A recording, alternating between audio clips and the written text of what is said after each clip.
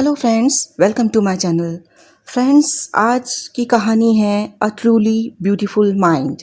This story is about the famous scientist Albert Einstein who was born on March 14, 1879 in a German city.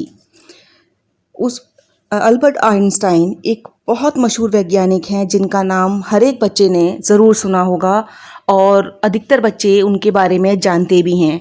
आइए आज उनके बचपन की बातें, उनकी जवानी की बातें और उनके साइंस फिक्शंस की बातें इस स्टोरी में हम जानते हैं। अल्बर्ट आइंस्टाइन 14 मार्च 1879 को जर्मनी में पैदा हुए।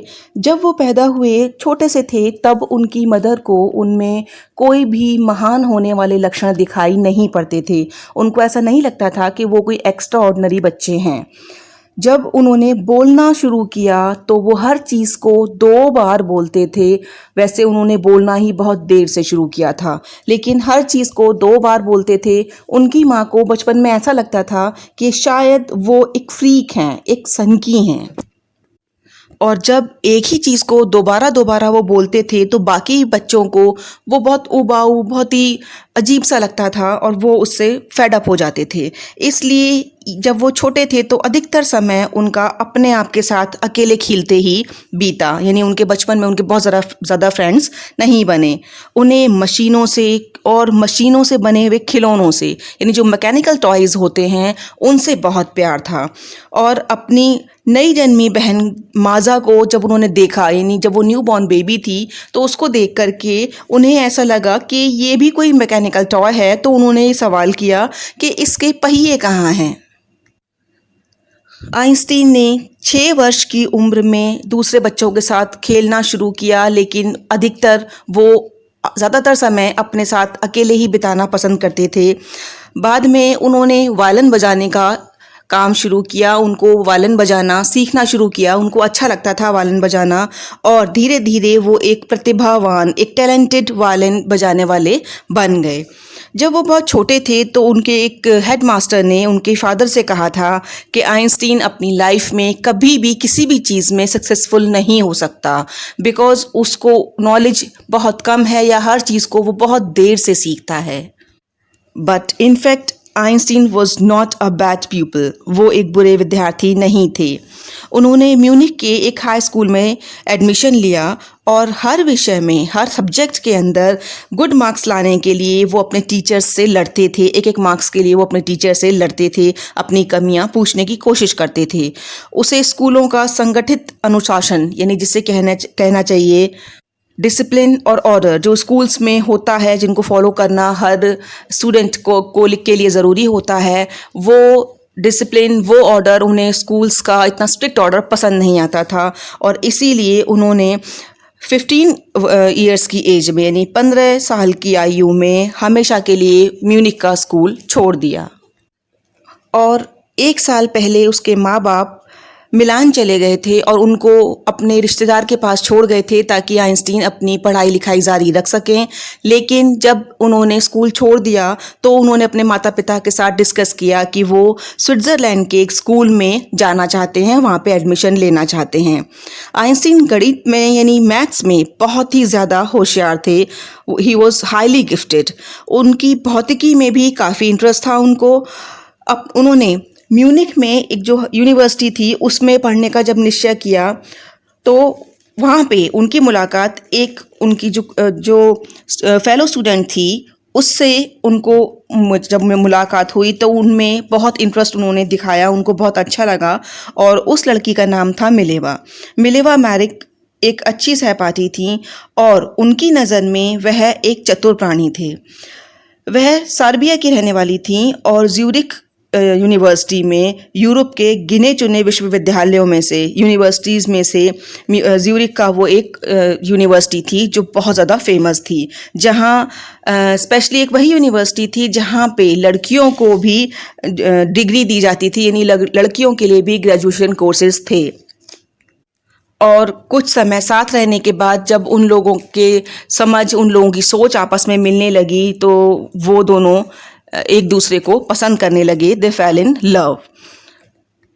But the interesting thing was कि their love was expressed in science. मतलब जब वो एक दूसरे से अपने प्यार का इजहार करते थे या लेटर्स भी लिखते थे तो उसमें अधिकतर शब्द साइंस के ही घुसे हुए होते थे। नॉर्मल भाषा में वो एक दूसरे से अपने प्यार का इजहार भी नहीं कर पाते थे। 21 वर्ष की आयु में आइंस्टीन को विश्वविद्यालय की डिग्री मिल गई, यानी उनको यूनिवर्सिटी की डिग्री मिल गई, और he also got a job. और बर्न में 1920 में पेटेंट दफ्तर में उनको एक तकनीकी विशेषज्ञ मींस एक टेक्निकल एक्सपर्ट का जॉब मिल गया। वास्तव में वह चुपचाप अपने निजी विचार भी विकसित कर रहा था, यानी कि वो अपनी पर्सनल जो थ्योरीज थी या साइंस को लेकर जो उनका इंटरेस्ट था वो उसे भी उस दौरान डेवलप करते जाते थे। He called his desk as the bureau of theoretical physics. वो अपनी डेस्क को, जो अपनी टेबल थी जिस पे वो काम करते थे, उसको वो ब्यूरो ऑफ थियोरेटिकल फिजिक्स कहते थे। 1905 में प्रसिद्ध शोध पत्रों में आइंस्टीन का स्पेशल थ्योरी ऑफ रिलेटिविटी था। उसके अनुसार समय और दूरी पूर्ण नहीं है, मतलब ये दोनों कंप्लीट नहीं हैं। उदाहरण के रूप में दो पूर्ण रूप से सही घड़ियों का एक साथ समय नहीं दिखाएंगी, यानी कि उन्होंने अपने एक एग्जाम्पल से, अपने एक प्रैक्टिकल से ये शो किया कि अगर दो घड़ियाँ एक साथ शुरू की जाएं तो काफ़ी देर तक चलने के बाद वो दोनों घड़ियाँ एक जैसा समय नहीं दिखाएंगी। यदि बहुत सा दूरी के बाद, बहुत देर तक चलाने के बाद वो दोनों एक साथ रखी जाएं तो वो अलग अलग समय दिखा रही होंगी। इससे संसार का सबसे ज़्यादा फेमस फॉर्मूला निकला। ये आकार और ऊर्जा, यानी कि मास और एनर्जी के बीच में रिलेशनशिप दिखाता था। After that Einstein was solving the most difficult problems in physics, यानी भौतिकी में सबसे डिफ़िकल्ट प्रॉब्लम्स को उस समय वो सॉल्व कर रहे थे। And at this time his private life was starting to fail. उनका जो पारिवारिक जीवन था, जो वैवाहिक जीवन था, वो उस समय पतन की तरफ जाने लगा, मतलब वो डिस्टर्ब होने लगा। जब वो मिलेवा से शादी करना चाहते थे तो उनकी माँ को जब ये पता चला तो वो इस शादी के खिलाफ थी। उन्हें मिलेवा समझ नहीं आती थी। वो सोचती थी कि मिलेवा उनके बेटे के लिए बड़ी है, क्योंकि मिलेवा आइंस्टीन से 3 साल बड़ी थी। और वो मिलेवा की जो बुद्धिमत्ता थी, जो उसकी इंटेलिजेंस थी, उसको लेकर के भी थोड़ा सा परेशान रहती थी। उन्हें लगता था कि आइंस्टीन इसको अफोर्ड नहीं कर सकता। But finally they got married in January 1903। 1903 में उन दोनों ने शादी कर ली। उनके 2 बेटे हुए, लेकिन उस समय तक भी उनकी लाइफ में डिस्टर्बेंस चल रहे थे। उन दोनों पति पत्नी के बीच मतभेद और वैचारिक मतभेद बना रहता था, और इसी वैचारिक मतभेद के साथ उनका जो शादी चलती रही, लेकिन फाइनली 16 साल बाद 1919 में उन दोनों ने एक दूसरे को डिवोर्स दे दिया। और डिवोर्स देने के 1 साल के अंदर ही आइंस्टीन ने उसकी बहन एल्सा से शादी कर ली। आइंस्टीन ने एक नए अध्याय के लिए उसे विश्वव्यापी प्रसिद्धि मिली, यानी कि एक नए चैप्टर के लिए जो नया उन्होंने आविष्कार बताया, जो नई उन्होंने थ्योरी बताई, उसके लिए उनको पूरे वर्ल्ड में फेम मिला। In 1950 he had published his general theory of relativity. An eclipse of the sun in 1990 proved its accuracy. और जब 1990 में एक बार सूर्य ग्रहण हुआ तो उन्होंने उनकी इस थ्योरी की एक्यूरेसी को प्रूव कर दिया उस एक्लिप्स ने। न्यूज़पेपर्स ने उनके इस काम को एक साइंटिफिक रिवॉल्यूशन का नाम दिया। उन्हें फिज़िक्स में 1921 में नोबेल प्राइज़ भी मिला।